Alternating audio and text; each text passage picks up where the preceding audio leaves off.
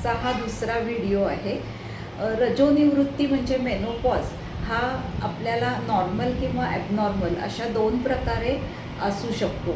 नैसर्गिकरित्या तुम्हाला मेनोपॉज येणं म्हणजेच नॉर्मल मेनोपॉज आहे, पण काही वेळेला काही स्त्रियांमध्ये रजोनिवृत्ती ही खूप लवकरच्या वयात होणं किंवा फार उशिराच्या वयात म्हणजे 55-56 वयानंतर रजोनिवृत्ती येणं, या दोन्ही गोष्टीला आपण अनैसर्गिक किंवा ॲबनॉर्मल रजोनिवृत्ती म्हणू शकतो। याची वेगवेगळी कारणं आहेत जी तुम्हाला डॉक्टरांच्या कन्सल्टेशनने तुम्ही त्या कारणांचा शोध घेऊ शकता। तर थोडक्यात काय, तर साधारणपणे 48 ते 50 वयामध्ये होणारी रजोनिवृत्ती किंवा मेनोपॉज हा नॉर्मल मेनोपॉज धरला जातो।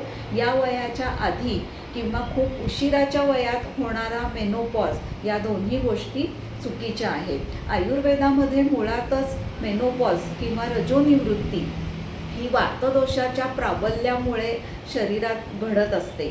यामुळे शरीरामध्ये मुळातच वातदोषाची वृद्धी झाल्यामुळे स्किन ड्राय होणं, रुक्ष होणं, वजन वाढणं ही लक्षणं दिसायला लागतात। प्रत्येक स्त्रीमध्ये रजोनिवृत्तीची लक्षणं आणि रजोनिवृत्तीचं वय हे वेगवेगळं असू शकतं, परंतु काही लक्षणं ही कॉमन असतात, जी सामान्य लक्षणं मी पुढच्या व्हिडिओमध्ये आपल्याबरोबर शेअर करणार आहे। तर बघत रहा डॉक्टर मंजिरी जोशी यांचे असेच माहितीपूर्ण व्हिडिओला लाईक आणि शेअर नक्की करा। इहा हर्ब्सच्या फेसबुक आणि इंस्टाग्राम पेजला देखील लाईक, शेअर आणि फॉलो करा।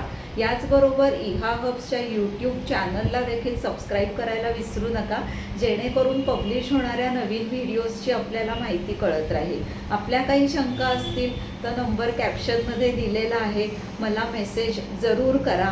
धन्यवाद।